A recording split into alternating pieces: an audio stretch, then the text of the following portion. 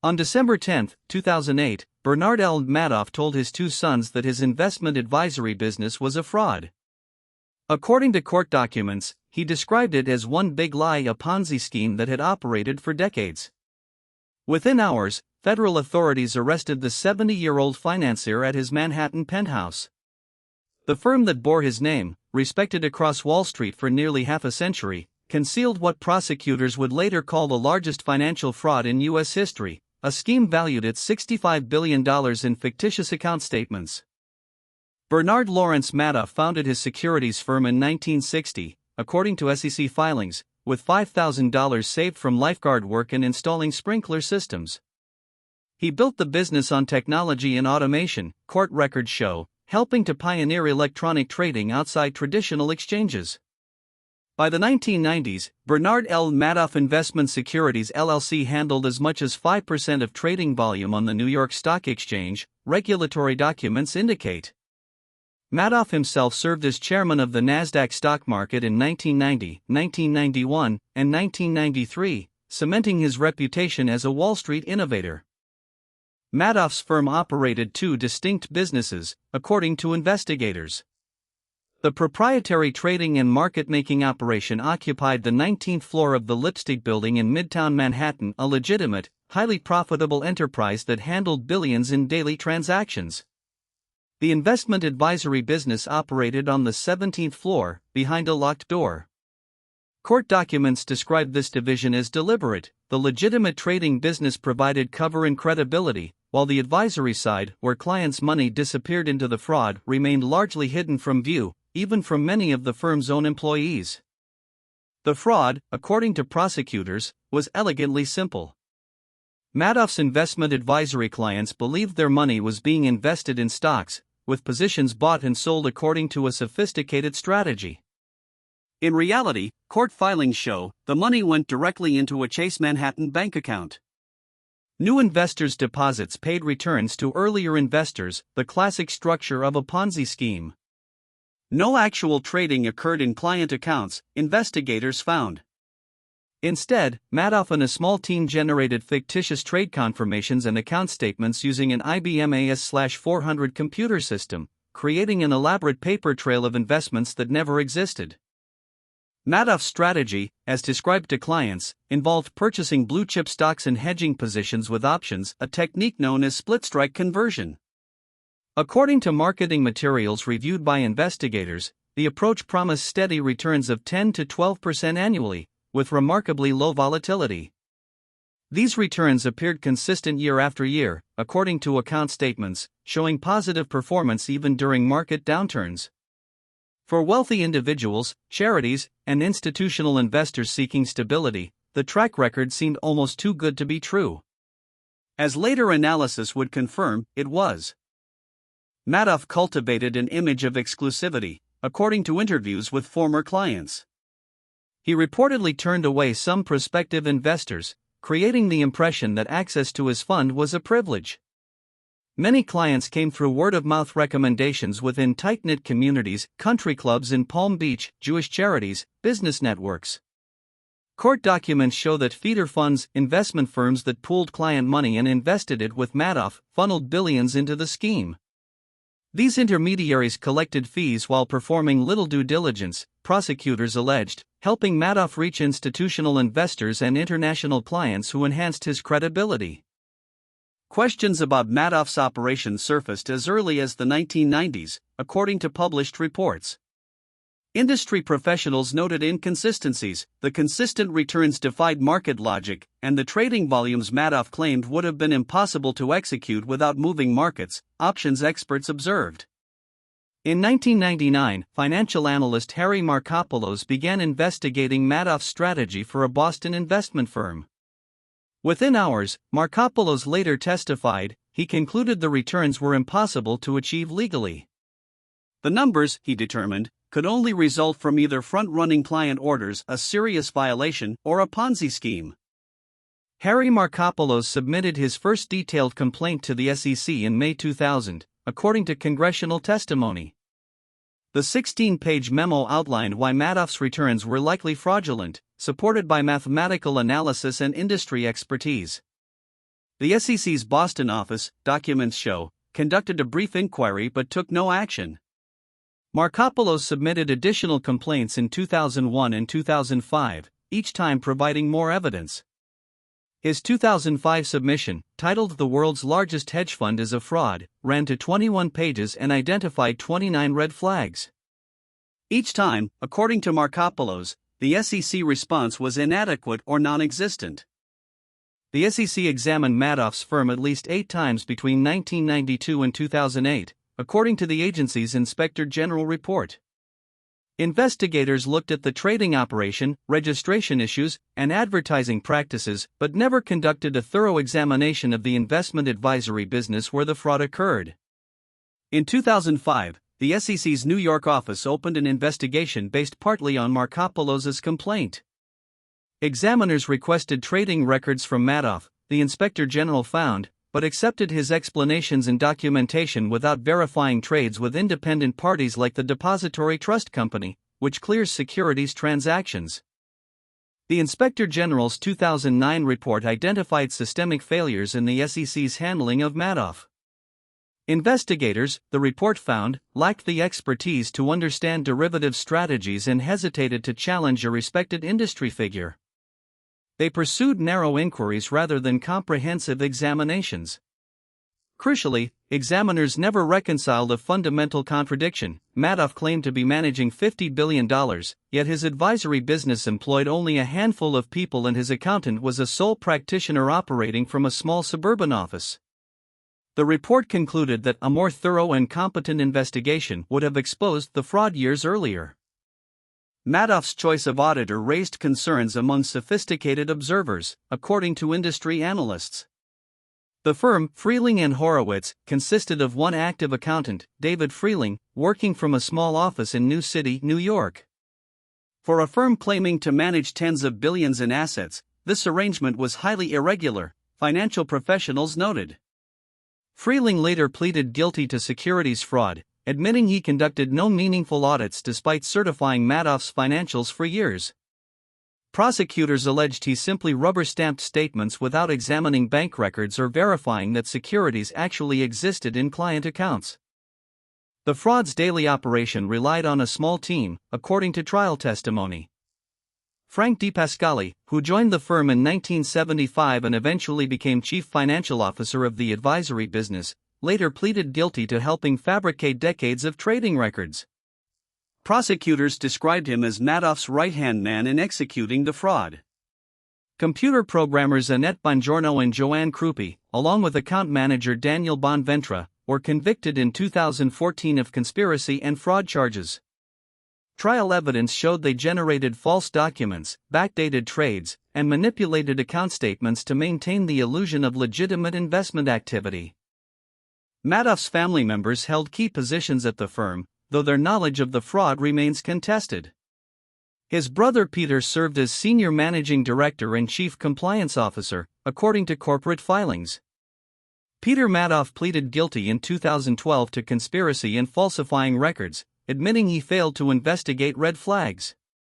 Bernie's sons, Mark and Andrew, ran the legitimate trading division on the 19th floor. Neither was criminally charged, and both maintained they had no knowledge of the advisory business fraud. Prosecutors have stated publicly that evidence supported the sons' claims of ignorance. Several aspects of Madoff's operation should have prompted client skepticism, financial experts later observed. Account statements arrived by mail, not through independent custodians as is standard practice, giving Madoff complete control over reporting. The firm served as both investment advisor and broker-dealer, meaning Madoff held client assets directly rather than through a third-party custodian, an arrangement that eliminated independent oversight.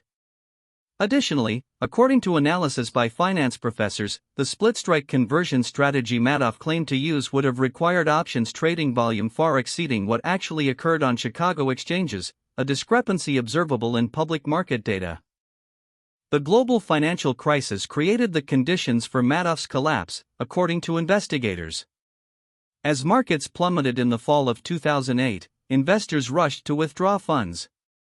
Hedge funds faced redemption requests from their own clients and pulled money from Madoff. Charities and institutions sought to cover budget shortfalls by liquidating investments.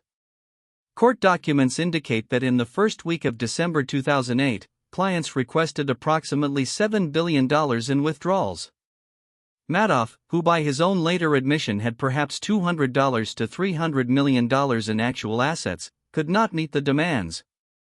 The Ponzi scheme, starved of new deposits, collapsed. On December 9, 2008, Madoff told employees he planned to distribute several $100 million in bonuses early, according to court testimony. His sons found this suspicious given market conditions and confronted their father the next morning at his apartment. Madoff, according to accounts from the son's attorney, admitted the investment business was fraudulent and insolvent. Mark and Andrew contacted a lawyer, who advised them to report their father to authorities. They did so immediately, prosecutors confirmed. FBI agents arrested Madoff at his home the following morning. He reportedly told them, "I paid investors with money that wasn't there." The trustee appointed to liquidate Madoff's firm, Irving Picard, faced the task of determining actual losses. The $65 billion figure represented the total on client account statements as of November 2008, according to court filings, but that included decades of fictitious gains. Picard's analysis, based on actual deposits minus legitimate withdrawals, calculated net losses at approximately $17.5 billion. This was still the largest Ponzi scheme in history by a substantial margin.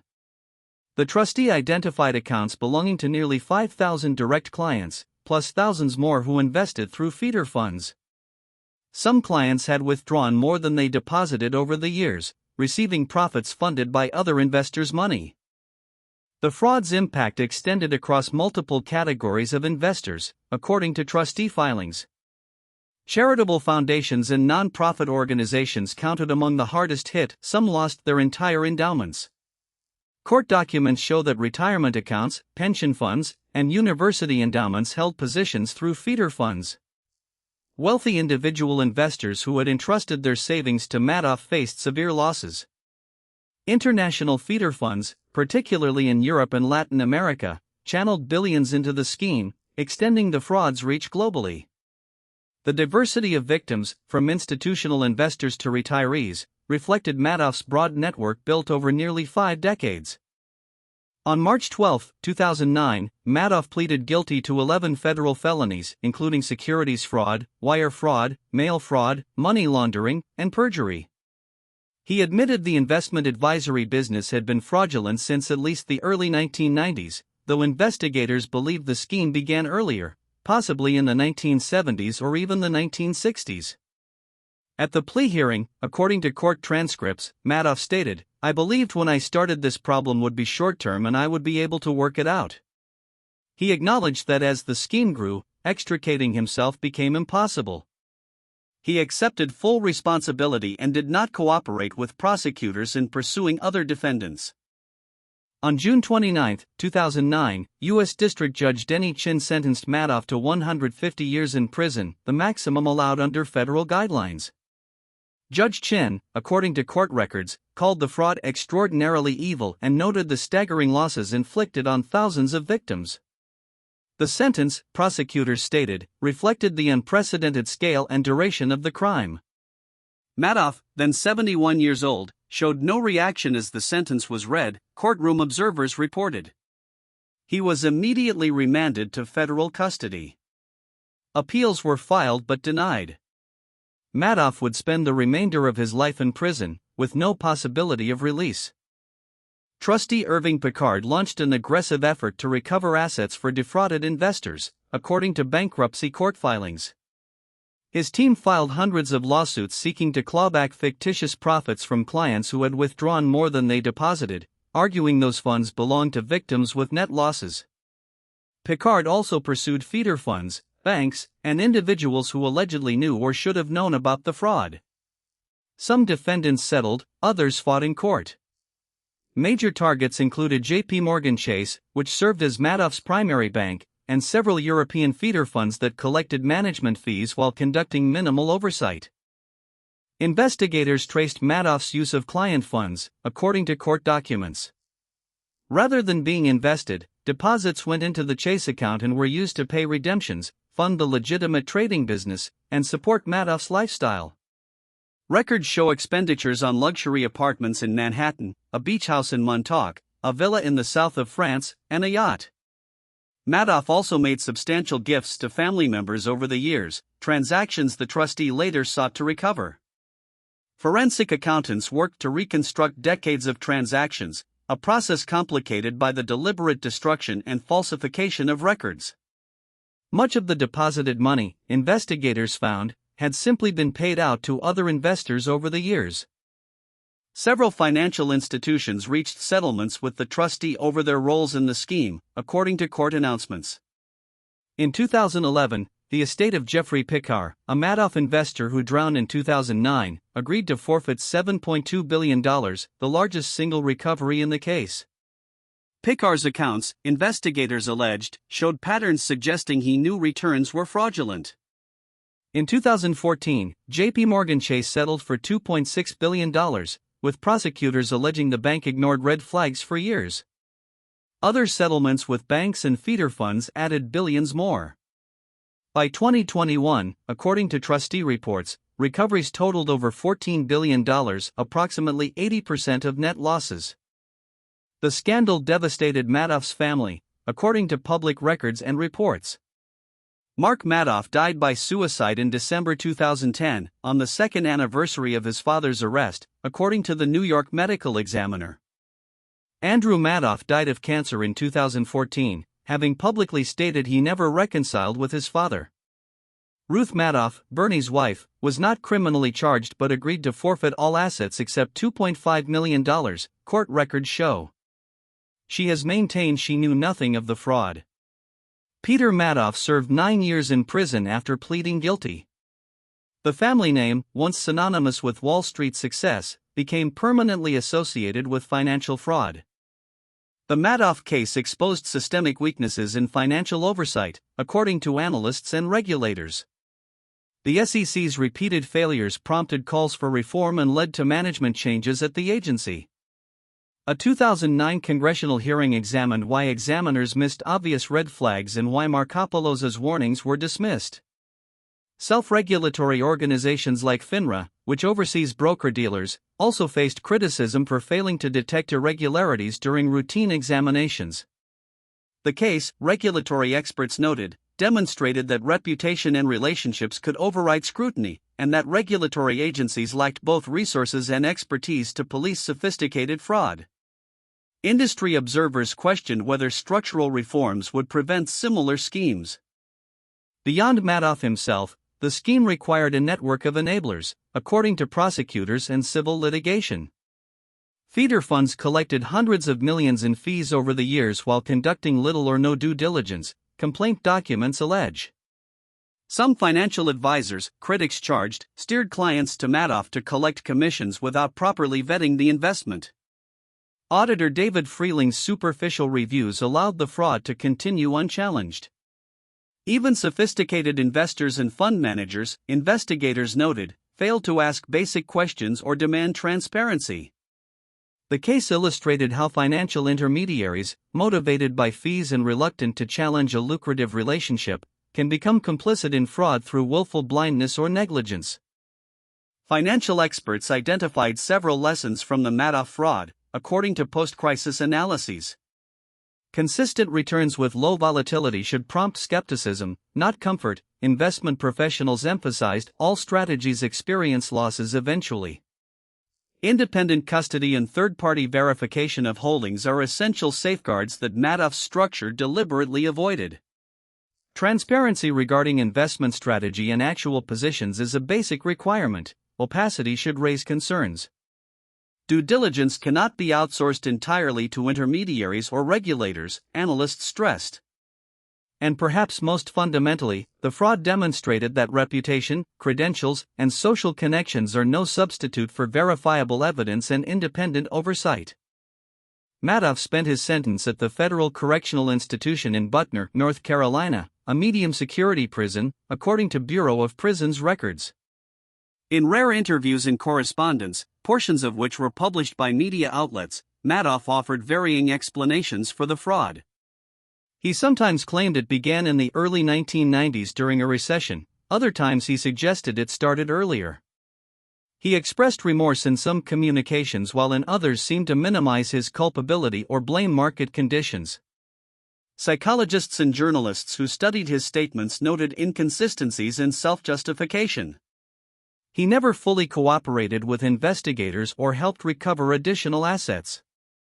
Prison officials reported no major disciplinary issues. Bernard Madoff died on April 14, 2021, at age 82, at the Federal Prison Medical Center in Butner, according to the Bureau of Prisons. The cause of death was reported as natural causes. Madoff had been suffering from chronic kidney disease and other ailments, according to his attorney. He had served approximately 12 years of his 150-year sentence. His death prompted renewed media coverage of the fraud and its lasting impact. Victim advocates noted that Madoff died in custody while many defrauded investors never financially recovered. The trustees' recovery efforts continued after his death, with ongoing litigation against remaining defendants and the distribution of recovered funds to victims proceeding through bankruptcy court. More than a decade after the fraud's collapse, legal proceedings continued, according to court records.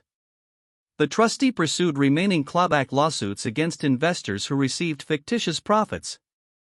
Appeals worked through various courts. Disputes over claim calculations and distribution priorities remained unresolved in some cases. Bankruptcy court continued to approve periodic distributions to victims as recovered funds became available. According to status reports, some victims had received full recovery of principal by the early 2020s, while others received less depending on claim amounts and timing of their investments. The final resolution of all claims and litigation, experts estimated, could take years beyond Madoff's death. The Madoff scandal prompted regulatory changes, according to SEC announcements and legislation. The Dodd-Frank Act of 2010 included provisions strengthening whistleblower protections and incentives, directly influenced by the failure to act on Markopolos' warnings. The SEC created an Office of the Whistleblower and increased resources for examining investment advisors. New rules required more frequent surprise examinations and verification of client assets by independent accountants. However, critics noted that enforcement depends on funding and political will, both of which fluctuate. Some reform advocates argued that structural issues, regulatory capture, revolving doors between agencies and industry, and insufficient penalties for enablers remained largely unaddressed despite the historic fraud. Despite increased awareness, Ponzi schemes continued to emerge after Madoff, according to enforcement data. The SEC and FBI reported dozens of cases annually in subsequent years, though none approached Madoff's scale. Common patterns persisted: promises of consistent above-market returns, opaque investment strategies, reluctance to provide documentation, and reliance on personal relationships and affinity groups. Prosecutors noted that fraudsters adapt tactics but core mechanics remain unchanged, using new investor money to pay earlier investors while claiming legitimate returns. The Madoff case, while historic in scale, represented an extreme version of a fraud type that continues to exploit trust, complexity, and the desire for reliable investment returns. To understand the unprecedented scale of Madoff's fraud, comparisons to other notorious schemes are instructive, according to financial historians. The $17.5 billion in net losses dwarfed previous record holders. Alan Stanford's fraud involved about $7 billion, according to prosecutors, while Tom Petter's scheme reached approximately $3.65 billion. Earlier Ponzi schemes like those of Charles Ponzi himself in the 1920s involved millions, not billions. Madoff's fraud exceeded them all by an order of magnitude, sustained over decades rather than months or a few years. The longevity, potentially 40 or 50 years, was as remarkable as the dollar amount, experts noted. It demonstrated that scale and duration can grow when a fraudster achieves insider status within the industry meant to police such crimes. The Madoff case ultimately illustrates the tension between trust and verification in financial markets, according to scholars of white-collar crime. Markets function on trust. Investors must rely on intermediaries, auditors, and regulators they cannot constantly monitor. Yet the fraud demonstrated the catastrophic consequences when verification mechanisms fail. Madoff exploited every gap. He held client assets directly, generated his own statements, used a complicit auditor, and leveraged personal relationships to discourage questions. Regulatory examiners trusted his reputation rather than verifying his claims. Feeder funds trusted his track record rather than investigating his methods. The lesson, analysts emphasized, is that trust must be accompanied by structural safeguards that make fraud difficult and detection likely, not merely rely on the presumed integrity of respected individuals. More than a decade after its collapse, the Madoff fraud remains relevant to understanding financial crime, according to researchers and educators. It serves as a case study in business schools, law schools, and regulatory training programs worldwide. The scheme's mechanics, exploiting complexity, reputation, and structural weaknesses, continue to inform fraud detection methods. Victim stories underscore the human cost of financial crime and the inadequacy of relying solely on punishment after the fact. For regulators, it remains a cautionary tale about institutional complacency and the danger of deferring to industry insiders. The case demonstrated that fraud can hide in plain sight when perpetrators occupy positions of trust and when systems designed to detect deception are under-resourced, poorly designed, or simply ignored. Despite extensive investigation and litigation, questions about the Madoff fraud remain, according to journalists and researchers who covered the case. Exactly when the scheme began remains uncertain. Madoff's own statements varied, and no definitive evidence establishes the start date. Whether the fraud was continuous or whether Madoff initially ran a legitimate operation before turning to fraud is debated. The full extent of who knew or should have known is unclear. Some employees and associates maintained ignorance despite circumstantial evidence suggesting otherwise. How much money Madoff personally kept versus paid out is imprecisely known. These ambiguities, scholars note, are common in complex frauds where records are falsified, destroyed, or never properly maintained, and where participants have strong incentives to minimize their own knowledge or involvement. The Madoff case tested the financial regulatory system and exposed profound weaknesses, according to policy analysts. It demonstrated that regulatory agencies can be captured by the industries they oversee, that whistleblowers can be ignored when challenging powerful figures, and that self-regulation by industry groups often fails to police misconduct. It showed that auditors and gatekeepers can become complicit through negligence or worse. It revealed that sophisticated investors are not immune to deception when blinded by greed or social proof. Yet it also showed that persistence by investigators, prosecutors, and trustees can recover substantial assets and bring accountability. The question, analysts concluded, is whether the lessons are institutionalized or forgotten as memories fade and pressures to reduce oversight resurface. At its core, the Madoff fraud succeeded because of human factors, according to behavioral economists and psychologists who analyzed the case. Investors exhibited confirmation bias, seeing consistent returns as validation rather than a warning sign. Social proof and authority bias led people to trust Madoff because others did and because of his credentials. Affinity fraud exploited shared community ties, religious, social, professional, to generate trust and discourage skepticism. Regulators displayed deference to authority and reluctance to challenge a respected industry figure. These cognitive patterns, researchers noted, are universal and predictable. Future frauds will exploit the same psychological vulnerabilities. Awareness of these biases, while helpful, does not eliminate them. Structural protections and verification processes exist precisely because human judgment, even expert judgment, is fallible. Bernard Madoff's legacy is one of institutional betrayal and systemic failure, according to historians of financial crime. He weaponized trust from clients, from regulators, from the industry he helped build. His fraud demonstrated that credentials, reputation, and philanthropy can serve as cover for criminality. It showed that regulatory systems designed to protect investors can fail spectacularly when undermined by resource constraints, expertise gaps, or institutional deference. The recovered funds represent a partial justice, but they cannot restore the time, security, and peace of mind that victims lost. For the financial industry, the Madoff name remains a cautionary example of how far deception can reach when warning signs are ignored, questions are discouraged, and verification is replaced by misplaced faith in reputation. The story of Bernard Madoff and his $65 billion fraud is more than the tale of one man's criminal ambition, according to those who study white-collar crime. It is a story about the architecture of financial markets and the fragility of the systems meant to ensure their integrity. It reveals how fraud flourishes not in darkness but in the bright light of respectability, when those charged with oversight fail to scrutinize those they are meant to police. Madoff died in prison, his reputation destroyed and his wealth forfeited. But the conditions that enabled his fraud, complexity, opacity, conflicts of interest, and the human tendency to trust without verifying, persist. The question is not whether another Madoff will emerge, experts caution, but whether we will recognize the warning signs in time.